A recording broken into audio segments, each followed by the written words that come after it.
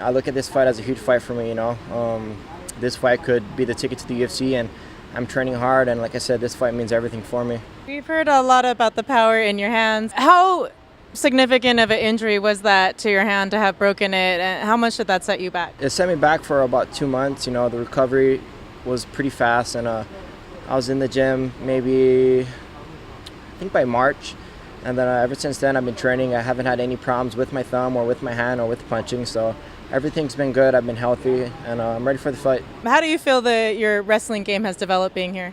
I'm very confident with my wrestling. Dennis Davis.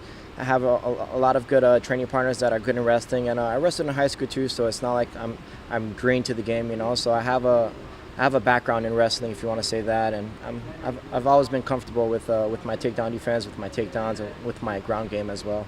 I always found the story about your name interesting. Boston. Tell the fans about the origins of your name. When I was first born, my father had 3 names in his mind. He told my mother, "All right, we got Boston, we got Raider, and we got Bullet."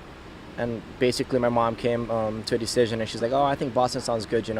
My father always been a Larry Bird fan, a Celtic fan, and he's always been a Boston fan with all the different sports. With the Patriots, the Red Sox, the Bruins, and the Celtics. That's how I got my name, Boston. How did you get the nickname Boom Boom? I was fighting in the Golden Globes, and my nephew was about 2 years old, and he was super athletic. He was running around the gym, watching me fight, and he'd always call me Uncle Boom Boom. Every time he'd see me around, he'd be like, "Uncle Boom Boom, Uncle Boom Boom." So that's kind of how I got the name. What do you think about your opponent, really, like Zach Riley? Where do you think that you can overpower him in this fight? I think all around, I feel like I'm a lot bigger fighter. I'm a smarter fighter. He has a really good amateur background, and I can't really look past that.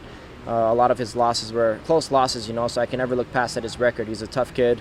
I want to say he's a booger, He's always stuck on all of his opponents, and he's upset a lot of guys that he wasn't supposed to beat, and I'm sure he's trying to do the same thing to me, and cannot let that happen. Being undefeated in both your amateur and professional career, do you ever feel that extra pressure to remain undefeated? No extra pressure, I can't really predict my future, or I can't, predict if I'm going to win, or if I'm going to suffer a loss,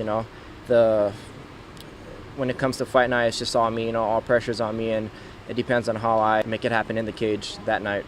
You're like the featured bout right ahead of the co-main and then the main event. So being in that spot, do you feel like, wow, the RFA's really invested in me and they're putting me in this great spotlight position? I think I should be the main event or co-main event, That's just me. What can you tell the fans about yourself? I'm a very outgoing person, I like spending time with my family, my girl, my dogs, In the meantime, there's not much hunting to do out here unless I happen to travel really far. But like I said, I'm a very outgoing person. I like being in the water. I like hiking, I like hunting. I like riding dirt bikes. Just anything adventurous I like doing, So do you feel like it was the move to Vegas that's really helped you develop as a fighter? Or what was the key for you that's really made you stronger every time you go out there?